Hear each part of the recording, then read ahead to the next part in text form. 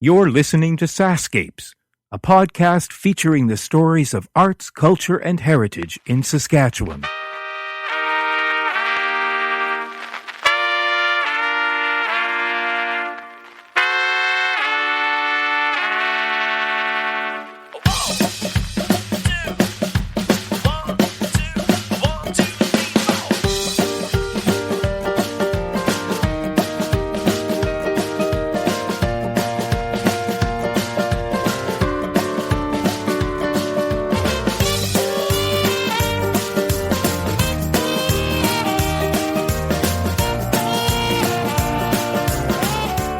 In the year 2010, the town of Kindersley, Saskatchewan celebrated its 100th birthday.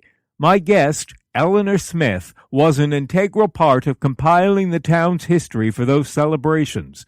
I'm Kevin Power, and when I began looking for guests in Kindersley, Eleanor's name came up time and time again. It took a while to synchronize our schedules, but finally I had the chance to sit down in Eleanor's living room and hear her story. Among those stories are a legendary town murder and a mysterious rock whose mystery continues to this day. I particularly enjoyed Eleanor's stories as a school teacher and her love of the spoken and written word. Enjoy the podcast. I'm back in Kindersley. Mm-hmm. And finally, having the opportunity to meet someone I've waited a long time to meet, Eleanor Smith. Mm-hmm. Eleanor, thank you so much for finally taking some time to meet with me. The schedules have been crazy. You're spoken of very fondly in this town, so it's a compliment to you. And I want to get to know a bit about you. So let's start at the beginning. You were born in Aberdeen. Right. And tell me about life growing up in Aberdeen. Life growing up in Aberdeen was wonderful. The whole town was our playground. Mm-hmm. So we could go to the grandstand when nobody was there, and we could produce great programs and shows and everything all by ourselves, stand in the grandstand and let the wind blow through the seats and whistle away, and we could sing our hearts out. Nice. You put on your own shows? We put on our own shows, like just a group of kids. Just pretend shows or pretend musicals? Shows, yes. Right. What would have the population of Aberdeen been at the time you were growing up there? Oh, my goodness. I have no idea. Maybe 500 or 600 people. Right. A town where everybody knew everybody. Yes, exactly. And did you go to school there? Yes, I did. Was it the kind of town that had one schoolhouse that covered all the grades? Yes, beautiful old school, and it seems so big, those big hallways, and the stairway was so wide down to the girls' basement where the toilets were. Right. And then I went back, maybe 20 years ago, and it was so small and grungy and dingy and dark. And isn't it odd how our schools shrink? Yeah, that's right. So we went to the United Church and as Sunday school. Sunday school raised me. Church raised me. Right. Sang in the choir. Was the Sunday school superintendent. Nice. For a while, and had a mission band, so I was very involved with the church. Mission band being a church for organization for little kids. Oh, right. So did that kind of thing. I've talked a lot about teachers, and I know that you taught. Yes. But going back to your school years, was there a particular teacher that stands out in your mind as being someone quite influential? Yes. That would be Gene Ham. And tell me about Gene. Well, he was probably quite young when I was in grade 6. But I thought he was old, of course. Mm-hmm. And then when I moved into the next classroom, which probably would be 7, 8, and 9 maybe, he moved up the same year. So he was my teacher again. Mm-hmm. Or maybe that would have been up to grade 9. And then when I moved up into grade 10, 11, and 12, or would that have been 11 and 12? He was my teacher again. He moved into the next classroom. He was following you. So he was following me, or I was following him. I don't know which. Right. Yeah. And what was it about him that stands out in your mind? Maybe just because I knew him the best of all. Oh, and also I was the first girl that he ever strapped. And Really? I had carved my name in the desk. That was the My reason initial. you got the strap? That was when I got the strap. Uh-huh. And I'll never forget it. And then I was also the last girl he ever strapped. And so I wonder... It was a traumatizing event for him as well. Yes, it was. And I don't know if he strapped very many other people, but, that's the way order was kept in those days. Exactly. Yes. When you were carving your initials in the desk, did you have this little voice in your head that said, this probably isn't going to go over very well? No, I didn't. You didn't? It was perfectly... Well, I'll tell you why it was all right, because there were other initials in the desk. Right. Why not mine? Why not? Yes. And then the last year of school was the year the war ended. Right. And I remember organizing. We heard the news. It had happened during the morning. The news came that the war was over. This is the war in Europe. Yeah. And I went back to school. We lived in the town, the village, and it was only, 2 or 3 blocks over to the school. And when I went back to school, I organized all the kids, and we formed a Congo line. Uh-huh. And we snaked through all the classrooms, and the teachers just stood by and they watched us, and they smiled. Wow. Couldn't believe I was getting away with this. Right. Yeah. But it was a day to celebrate. Oh, it was, and they were just as happy as we were, and they certainly didn't call school. And as a child, did you feel the impact of the war? Oh, yes. You were very aware of it. Oh, yes, we certainly were. So you knew what you were celebrating. Oh, you bet. Right. We learned all the war songs. There'll be Bluebirds Over, the White Cliffs of Dover, those old songs. And we bought, what do you call the stamps? Victory stamps or something. Uh-huh. I think they were... war-saving stamps, maybe was what they were called. And you pasted your stamp. I think they were 25 cents each. Right. And you pasted your stamp on a sheet of paper and tried to fill your sheet with stamps. Right. Adults would be buying war bonds, wouldn't they? Absolutely. Yeah. During the war years and even before that, did you get a sense that times were difficult, or were you? Yes. You were aware? Yes. Well, I certainly lived through the dirty 30s, too. Yes. I can remember where we lived, we could see the elevators. We were about maybe a block and a half from the main street, and the main street looked onto the railway track. And I can remember a great big black cloud coming closer and closer, and suddenly the whole house was enveloped in this black cloud. And how long did that last? Oh, probably it would be over, and it would seem like a long time. Right. I don't know, maybe 5 minutes, 10 minutes. Right. And the soil would have been picked up somewhere miles and miles away, and just driven right over the village, and on it went. And then the ditches would be full of dirt, and we would go down the ditches and walk in this nice soft dirt in our bare feet. The only problem was there were little stingers in there, and the Russian thistles, you see, would blow too. Right. And then you might step on a thistle, and that wouldn't be so good. Right. Can you recall things that had to be rationed? Oh, yes. Mm-hmm. Sugar being one. Sugar was ration. Yeah. And I can remember one time my dad owned a garage, and we went to the garage to meet him, I guess, because it was time to come home, and we would walk home with him. And we stopped at the grocery store, and he bought a bottle of ketchup. And I was so thrilled to think that we could have ketchup. I don't know, maybe ketchup wasn't very common or something, but right. I'll never forget that ketchup. Right. It was probably a lot of home baking that happened. Oh, yes. My mom was a good baker. Yeah. Because you had to rely on Yes. I don't think she baked bread, though. No? No, I don't think so. But you didn't grow up on a farm, but were the farmers instrumental in providing the food for the area? I guess so. I can remember the apples that came, the barrel of apples that came, and my dad went to the station and brought home about a barrel of apples. Right. They were really nice to start with, but sort of a little later on, these apples were getting rather wizened. Right. What was Christmas like growing up in Aberdeen?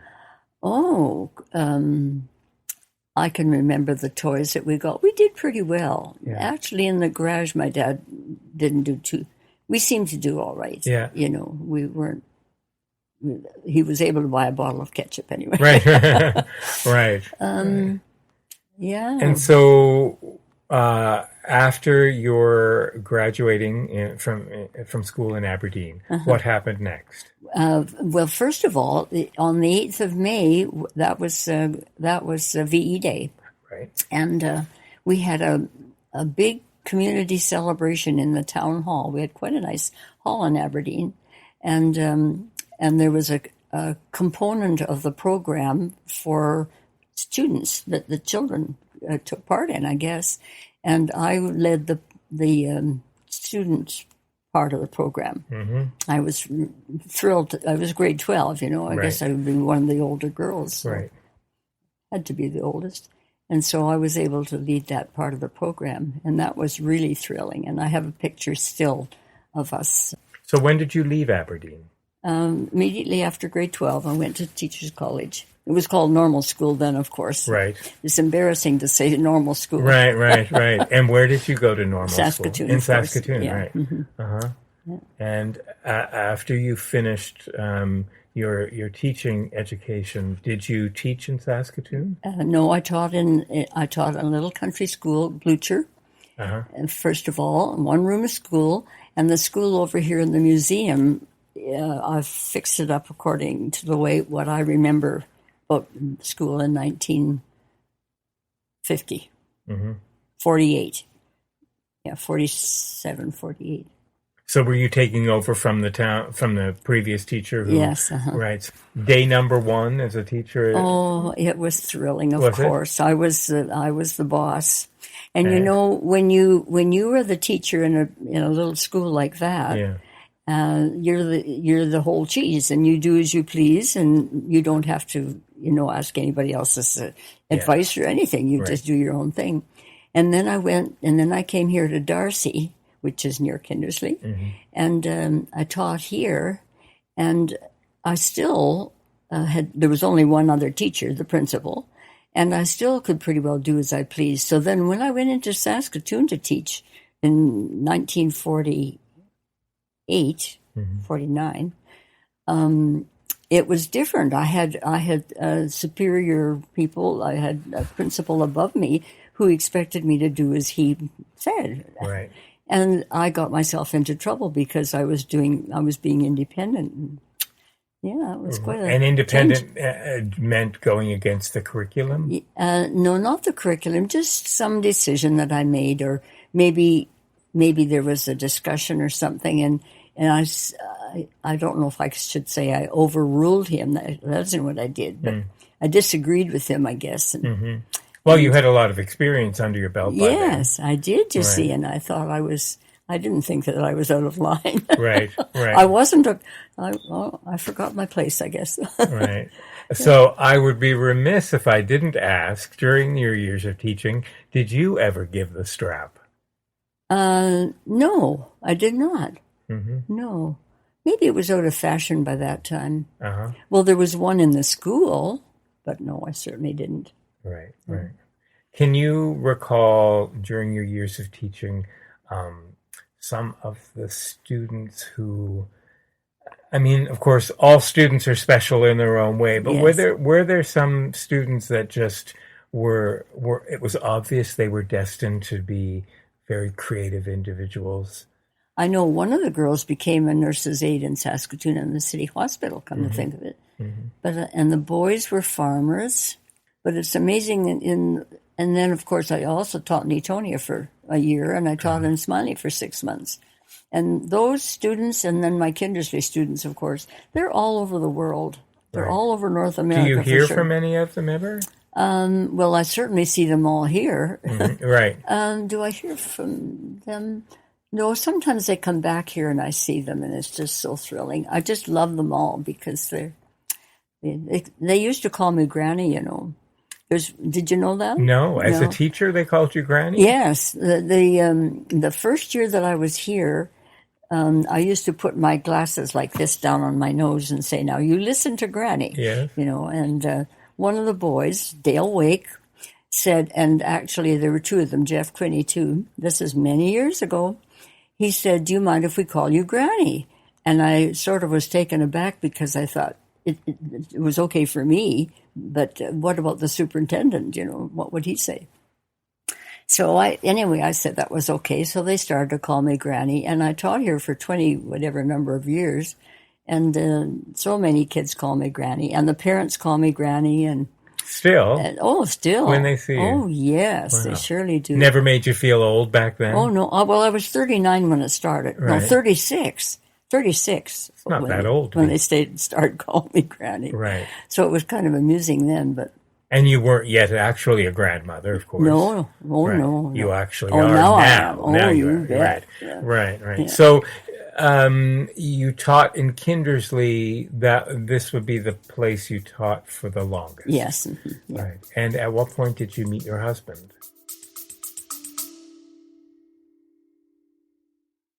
Hey, it's Kevin. I hope you're enjoying the episode so far. Just a quick reminder that the SaskScapes podcast is available for free on your favorite podcast app, or you can stream it from your browser. Check out the show notes for the link. On the SaskScapes homepage, you'll notice something new under the logo called SaskScapes Plus. You can't miss it. There's a big button saying support with a heart icon next to it. I'd love it if you could click on that button and help keep this podcast series going. When SaskScapes launched in May 2014, it was the first podcast in the province celebrating arts, culture, and heritage. In fact, you'd have been pretty hard-pressed to find any Saskatchewan podcasts. So I'd like to think that we paved the way. It's been because of your support that this podcast is now in its 9th year. Okay, that's it. Enjoy the rest of the episode.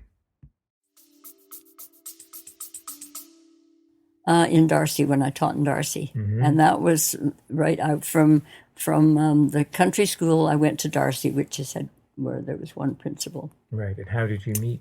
And, let me think. Oh, yes. Well, it was after harvest, and the Eleanor Smith boys and one wife, several people anyway, they sent my sister-in-law Eleanor up to get me in the teacherage. I lived in a teacherage upstairs in a little house, still there. And she came and said, "Would you like to go to a dance?"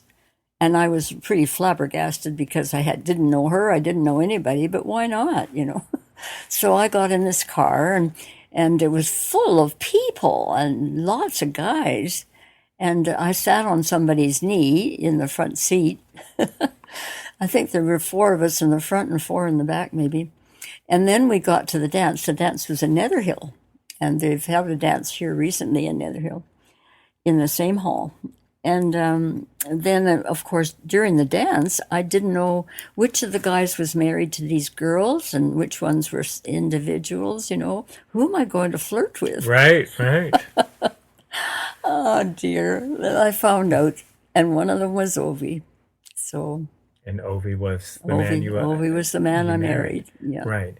And at what point did you come to Kindersley?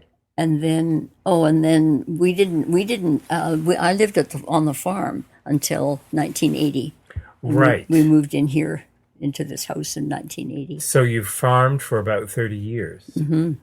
Right. Yeah, we farmed the whole time we were married. Right from Ovi was farming when we were married, and right. And then he died 5 years ago. And we were involved with the farm a little bit. The boys had pretty well taken over. Now, was that a farm that had been in his family? Mm-hmm. Well, no, we bought. Actually, no, but the boys all together bought our farm. He was able to get some help from the VLA, after the war was over. He'd been in the Air Force. Right. And so we got help from the VLA and bought the land that we lived on. Right. But the whole family farmed together. It was a working farm. Mm-hmm. So were you teaching as well as having the farm? No, I didn't teach until our the boys were in grades 2 and 3 or something like that. Did you enjoy farming? Yes, I did, but I really wasn't very involved in it because Ovi farmed with his brothers, So I wasn't one of these gals who drove a truck and all that kind of thing. Right. I didn't know the farm machinery very much or anything. I didn't know much about it. And what crops were you growing on the farm? Grain, mostly wheat. Mostly wheat, yeah. And now, of course, they've diversified. They grow everything. Sure. And did you have animals as well? We had yes, we had cattle. Oh, yes, all together the family had cattle. But we had I think maybe even 2 cows in our barn. Mm-hmm. And we certainly didn't have chickens, but those cows. And I separated milk, and we even sold milk for a while. Did you? In the village, yeah. So you knew cream right off the top. I did. And I knew that separator with the 52 discs. Right. And my family, anyway, told me, you do not put soap in your water when you're washing this separator. You just use hot water. Right. So, of course, I knew better because I'm very fussy and clean and so on. I must know better than that. So I used soap in the water, and, of course, my dishcloth was slimy. And Right. I couldn't get the mess out of my dishcloth for weeks. Right. Yeah, and then, of course, when our second child was born, my sister came out to the farm. And, of course, she was certainly going to put soap in her water, so she did the same thing. And you stood by and went, well, you've got to learn the hard way. Yeah, well, I was in the hospital, you see, so she didn't have me to remind her. Right. So you did a lot of baking yourself when you were on the farm? Oh, I did lots of baking. Yes. I was a better baker than a cook. I wasn't a very good cook. That's interesting because a lot of people are better cooks than bakers because baking is such an exact science. Well, it is, yeah. And what was your specialty? Oh, goodness, I baked everything. Did you? Yeah. But I wasn't, even my boys even remember that our roasts were not that good. When we started out in a small house, and then we moved we built a new house in the yard, and they can remember that our beef roasts were never that good. But the baking was always spectacular. The baking was spectacular. Right. Has teaching changed a lot in your estimation? I think so. Yes. Yeah. For the better? Oh, or is that a fair question to ask? I don't know. I don't know about the courses. I don't know about the curricula. But I always got along with my students, and I've asked this question often, but having grown up in the 30s, did you have to be particularly strong then? Stronger than perhaps now, where we have every modern convenience. Oh, I think you have to be stronger now. Do you mean to deal with students? Or just to deal with life. Okay. But let's take that point. Do you feel you have to be stronger now dealing with students? Yes, I think you do, because they they're so worldly and right. Well, the world has become a much smaller place. Yes, it has, and they're so intelligent that they could easily challenge you. Not that, but of course the teachers are too. What am I saying? Yeah, right. Good question. Yeah, but I think I've taught at the best of times. Right. I think the students were loving, and you could love them. I suppose you still can. I'm sure you still can. Yeah. But yeah, I think it's very individual the way a teacher approaches their students, but it is a noble calling. Yeah, it really is. Yeah. And I don't think it's until after the fact, years later, that you realize how valuable your teachers were. Yeah. Yes, that could be. Yeah. Yes. That's right. In hindsight, you realize the impact that they had. Yeah, me thinking about Gene Ham again. Right. This guy. Right. He said, now I'm going back to my teenagers years again. He said, I didn't know what I was going to do when I got out of school. I think we were right in the middle of writing our grade 12 exams. And or maybe not too long before. And he said, and then he said, I think you'll need this class and this class if you're going to be teaching. And I had no idea I was going to be teaching, He recognized that in you. He knew it in me, and and he just took it for granted. I'd never said so. I'd never even thought of such a thing. I was scatterbrained, I think. But you were likely a good student. Yes, and I'd been working with kids before, so I guess he could see that. Right. Yeah. My math marks were terrible. I wasn't a good student. I was good in English. Yep. I loved English and I loved the drama and I still do a lot of writing. So that's the kind of thing I was good at. And history. Right. That's what I. So you are doing a lot of you do a lot of writing now still? Mm-hmm. Fiction, nonfiction? Oh, no, I don't do that. No. This kind of thing, Right. So let's talk about the impact that you had on the centenary here in Kindersley, which was 2010. Yeah. You obviously have a great love of history. Yes, I do. Right. And so tell me how you got involved. Was there a committee that was formed for the centenary to put together this calendar? Yes, actually there was. Right. We had a committee to form the calendar, and it was the wife of the veterinary doctor here, the vet in Kindersley, who suggested that we do a calendar. Right. And I was working at the museum at the time. I was a volunteer, and so I knew the picture files quite well. Right. And so I knew where to get the pictures, and of course I loved to write about them. And I did quite a bit of history about each of the pictures, studied it, Right. There's a lot of information in the Kindersley, what's it called? Anyway, the Kindersley history book that was put together in maybe the 50s or whenever it was. Mm-hmm. But of course, it's the little bits of history are.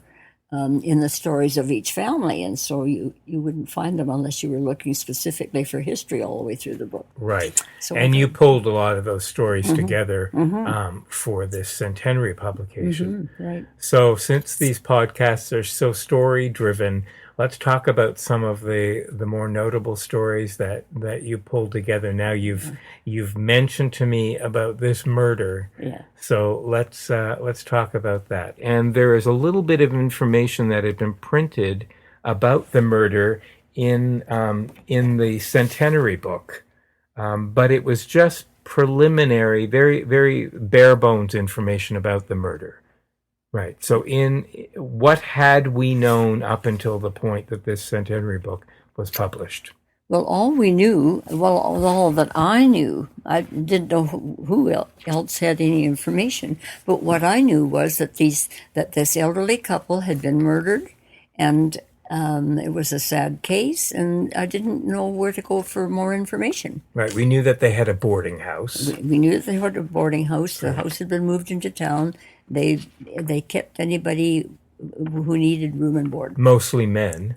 All men. Yes, I think so. Right. Actually, yes. Right. Okay. And then what sort of was the drive for you to not want to leave it there? I mean, you did some further investigation on your own. Yes, I did. By pure luck, I found somebody who knew the story. Oh, who did you find? I found a young fellow. His name was Dick Gunoff. Right. And he was living here at the time. He was a photographer. He was a town photographer. And he was living here at the time and knew the whole story. I think he was even connected to them somehow. Connected to them. Yeah. But not a relative. No. Right, right. Okay, and so now you're going to read a little bit of an excerpt from a publication that you found with a little more detail about this. Yes, and it was thrilling to find this. I've written, thanks to information from Dick Gunoff, Kindersley's photographer at the time, who was the executor of the Gasloff's estate, and to Rita Thompson, who has an amazing collection of scrapbooks of Clarion articles, and we have the entire sad account. Lena Bell and Alec Gunoff first owned the Flaxcombe Hotel, then purchased a 3-story house from the northeast of Flaxcombe and moved it to 513 Main Street as a rooming house. Bell also worked in the hospital laundry until she retired in 1977. In 1982, a lady who was from this area roomed with the Gasloffs. She was told that Alex, over 90 years of age, kept his savings in a shoebox in their house.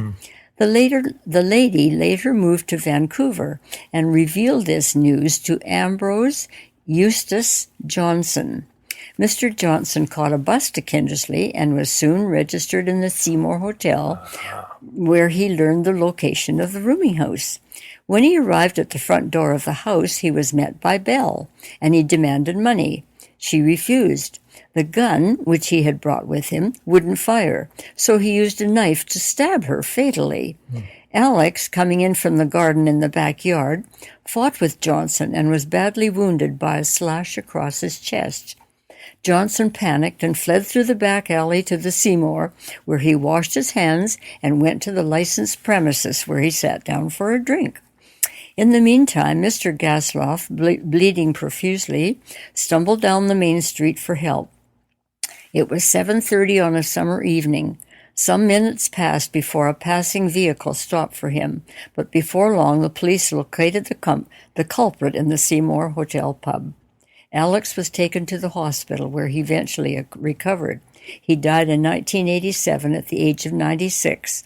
In the courthouse in Kerrobert, Ambrose Johnson was convicted of murder in 1983.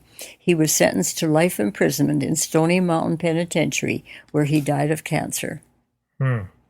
Right. So he survived his wife. Yes, he did. Right, Yeah. right. And the money stayed in the shoebox. He stayed in the shoebox, I guess. Right. I wonder how the photographer became the executor of the will. I don't know. Well, you see, Dick Gunoff, that's Russian, isn't it? Yeah. And the Gasoffs would be Russian. Yeah. Maybe there was maybe there was more of a connection. Right.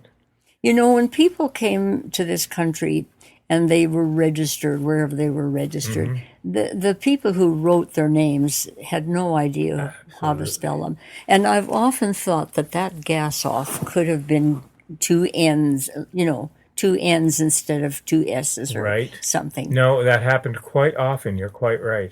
Is that right? Yeah, absolutely. Absolutely. Well, I wonder if their names weren't misspelt, they were often given new names based on the families, children, based on the families that, adopted them. And then these people are stuck with this new name forever. Right, yeah. Ridiculous. But I guess you were probably just so grateful to be coming to the country.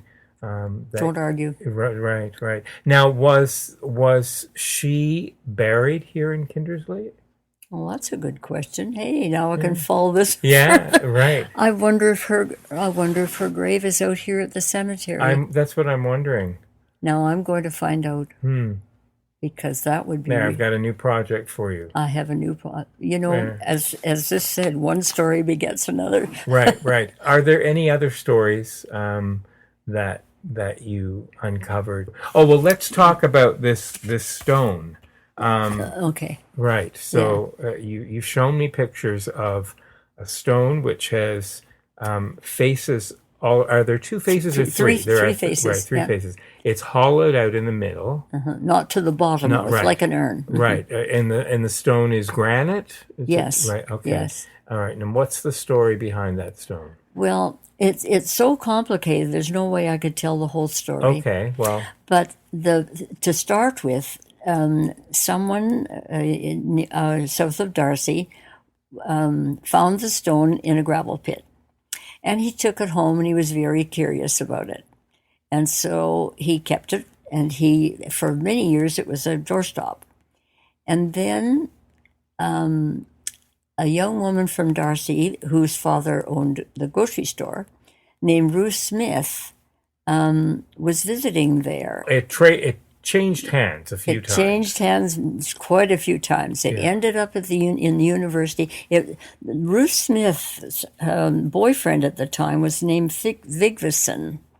He was with the University of Saskatchewan, and he visited her, I think, at the family who had the stone at this time was St. John's. And then this Vigvison, Dr. Vigvison, saw the stone, and he took it to the university. And it was on display there, and people thought that it was some Indian artifact, some native artifact. And somewhere along the line, and he wrote a very scholarly article about this stone. And somewhere along the line, somewhere he died, and the stone was at that time on display downtown, and it was taken home by someone else, thrown in the garbage.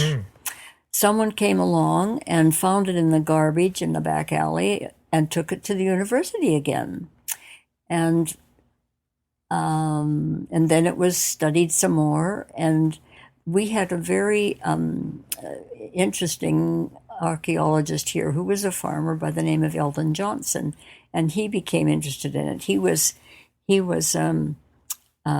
We had the Archaeological Society here. He was a very prominent member of the Archaeological Society, and he wrote a scholarly article on it too. And he said that this can't be an old artifact because the tools that were used to carve it were sort of like a serrated knife, so that but it had to be metal. It couldn't have been done with another stone, for example. Right.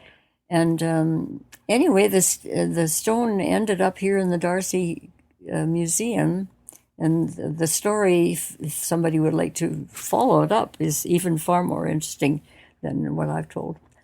But it's called the Darcy Stone. Yes. For the lack of a better name, just because of where it was found. Yes. And despite all of the scholarly articles written on the Darcy Stone, no one quite knows who did the carving. That's right. And when. That's right. So it became. But it had to be. It has to be. It has to be within our era. Right. It wasn't done by a native. Well, but it could have been done by a native. Right. But only. But what native? Right. And what decade? Yes. And who's being. I mean, if this was a trick on the St. John's, I'm not sure who's being tricked. I think we're all being tricked. Right. Nobody knows. You obviously have a love of history, but talk to me a bit about your other interests. Do you have a creative side to you? Are you still baking? No, I'm just. Well, I have scrapbooks, and we traveled. Ovi and I traveled a lot. We were in every place we went to. Well, I used to take slides, and so every slide had its own history. I wrote very good notes. Tell me about some of the places you've traveled to. Oh my goodness, let me name the things that we've done. Okay, now sure. I'm going to go off. Good. Because I want you to go down memory lane with your husband. With my husband. Who was. All right. Well, we started in Hawaii. I think everybody has to go to Hawaii once in their life. I used to live there. Did you? I did. Oh, I love Hawaii. But I love New York too. New York's a wonderful city, and we were there twice. What do you love about New York? Well, I love the fact that I can grasp the city. I can see where Manhattan is, and I understand the Bronx. I know all that. And you don't feel closed in a big city. No. That's interesting. I wouldn't live there. Right. Oh, but I love to visit. You do. I want to go back. Yeah. So you've chosen to live in a relatively small town, but you do find yourself energized in large centers like New York. There is, within that little area, speaking of history, look at the history of New York. It's incredible. Right. So did you go to New York and go instantly to the museums?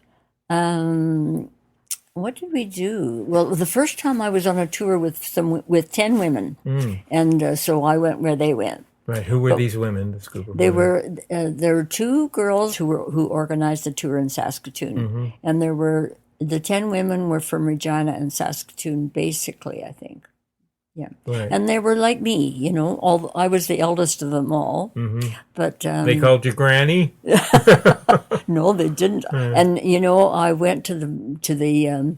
We have a wonderful walking track here in the arena, and so I worked out. Boy, did I walked, because I was surely not going to let anybody better me, be able to walk better than I. There were some younger women; they weren't all like my age.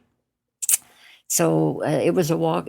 We did a lot of walking. It's the best way to see New York. Yes, it is.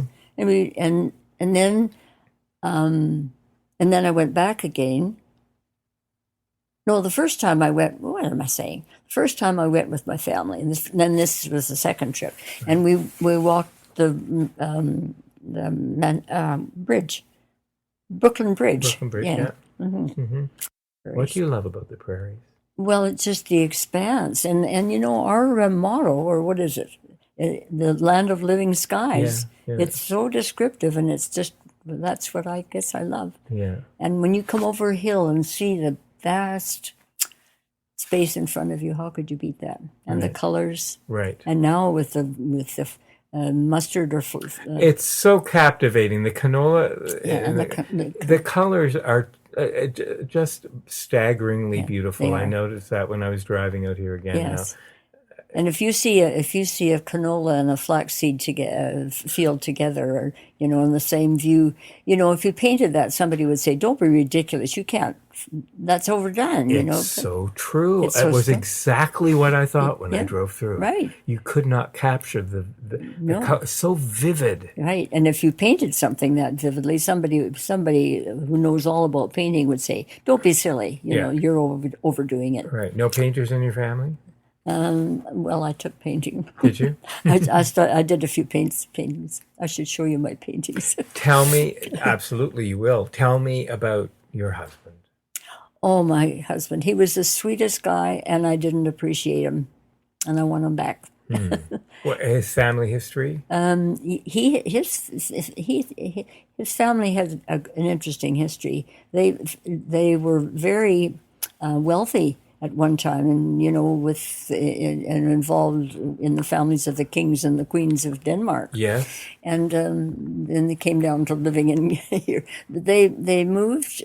Ovi's father went to Vancouver, Washington, to start with, and then he sort of established himself, and then he sent for Ovi's mother, and she came as far as Chicago, and he met her there. And just a young bride, And the family tells a story about they traveled all the way across, the States together in the train. And then they were married in Chicago. And then when they got to where they were going to be staying with the family, they were showing the room, and it was a bedroom with one bed. And Ovi's mother said, "And where will I sleep?" She was pretty innocent. Right. And that was the start of his parents. Right. And then they, just before the war, they went back to Denmark again because, why? Because the brothers, Ovi's uncles, wanted somebody to own a farm in Denmark, and they helped buy a farm for Ovi's dad.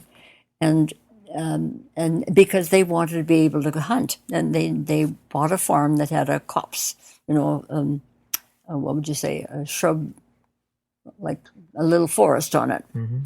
And so they went back to Denmark there were four children by this time. Ovi wasn't born in the States. And they stayed in Denmark until there were 10 children. And then they decided with all these boys and all these children that they could do very well to sell the farm and come back here to the States they wanted to go to. But the States was closed. They wouldn't let anybody in, so they had to come to Canada. And they got on the train and started coming across country, and somebody talked Ovi's dad into stopping here. And they said there was good land along the Goose Lake line, and so he stopped here and went to Brock. And this was just his dad and his oldest brother. Whoops, not the whole family. Right. And they went to Brock for the night, and they were eaten up by bedbugs. And then they were able to buy a farm, and so they. In the meantime, the family was back in Manitoba, north of Winnipeg, at a place called, can't remember. And then so they sent for Ovi's dad and his brother sent for all the kids, and they came out here and settled down. They've moved from one farm to another. Right. Yeah. And to your great fortune. Yes, to my fortune. Did. Yes. As is often the case with my guests, it's when the recorder isn't on that more stories start to surface. You'll remember I asked Eleanor about her creative side earlier on. Well, there was more to tell, as you'll hear, and after we talked, Eleanor treated me to some of her paintings. Believe me, she undersells her talents. So you wrote a grammar book. Yes. This was after you had retired from teaching? Oh, that was just last 2 years ago. And what was behind you writing a grammar book? Well, because the grammar is so terrible that students are being used, allowed to get away with. And it actually started with my grandson, I guess. He was going to university, and he'd been a harum-scarum kind of a student in school in Toronto. So I think maybe that started it. But what I did was I simply took my whole grade 9 English course, just the grammar section of it, and I put it in a book. Right, because you're concerned about grammar being lost. Yes, and I'm concerned. Oh dear, other people in my family too. Mm-hmm. Me and Jerry are right. Uh-huh. Oh. Right, and Yeah. if you're a wordsmith like that, it stands out. It's like a they think maybe, or I think they think that it's not important, but I do say to them, you wouldn't say ain't, would you? We finally got ain't out of the language, I think. Mm-hmm. But what about the pronouns? Right. Yeah. Right, so you're a stickler for grammar. You're a teacher, it's in your blood. Once a teacher, always a teacher, I think suppose, so, yeah. in some way. And I think my grammar, grade 9 grammar program was really good. Mm-hmm. We would do poetry, and then we do a little bit of grammar, and then we do a novel, and then we do a little bit of grammar. And so it went all year long. And was this a course that you designed yourself? Oh, yes. Uh-huh. Right. And of course, the more I taught, the better I became. Right. So that I was probably quite good at the end. So you've talked about your painting modestly, and that you dabble in it. But I mean, do you find that creativity of some sort is really important to you? Yes. I mean, I looked at your garden when I was coming in. You obviously love gardening. Mm-hmm. I love my backyard. Is your family still in the province? No. Let me see. Who do I have left? Nobody. No. I'm the last of my family, and of course nieces and nephews, and they're in Calgary. Right. And Ovi was the last one of in his family of 10. Mm-hmm. There were only 4 in my family. And your children are? I have two boys. One of them is in Toronto. They have the Canadian Contemporary Dance Theatre. Do they? And they're at this moment, come to think of it, they're in Scotland. So when you say, is he the artistic director? Yes. Where did he get the artistic gene from? I don't know. My mother was a pianist. Was she? Yeah. She didn't force you to play piano growing up? My sister played piano. I didn't play piano. No. I didn't have time to take lessons. You didn't have time. I was a brat, Talk about regretting things. Yes. That's something I regret. What, not taking piano? Not taking piano. My dad would have, I would have had piano lessons but I wanted to play. Play with the boys. It's not too late. And your other son is where? And the other son is at the farm here. Oh, right. He's at the farm here, right. So you see him often. Yeah. They're both artistic. Oh, I have to... How long can you stay? Let me see. No, I would love to see. I'd love to see that, but I want to see the stuff. Even though I can tell that you're kind of downplaying it, I want to see what you've dabbled in artistically, that you've painted. Well, I'm not taking. I'm not expecting Picasso. Okay, all right. Well, I'm not showing you. I'll show you what's up here. That's all. I want to thank you for your love of history, for your part in keeping Kindersley history alive. You're obviously very proud of these publications. I am. And it must have been a very busy year for you, the year 2010. And I also want to thank you for being open enough to share a little bit about who you are and growing up. I know I threw a curveball at you when I came in here. You were all expecting to give me a history lesson, and I wanted to talk about you, but I'm most interested in your story. So thank you for sharing some of those with me. Well, you're welcome, Kevin. Thanks for listening. The SaskScapes podcast is created by Kevin Power as part of the Culture Days Animateur program operated by Sask Culture. Funding to the cultural sector is provided through the Saskatchewan Lotteries Trust Fund for Sports, Culture and Recreation. If you want to hear more of these podcasts, or to see the great work being done by other Sask Culture animateurs, please visit www.iheartculture.ca. Special thanks to Paved Arts in Saskatoon for their technical support. SaskScapes podcasts are also available through the iTunes Store. Music for SaskScapes is provided by Saskatchewan-born singer-songwriter Jeffrey Straker. There is no end to the stories to be told. So, until next time,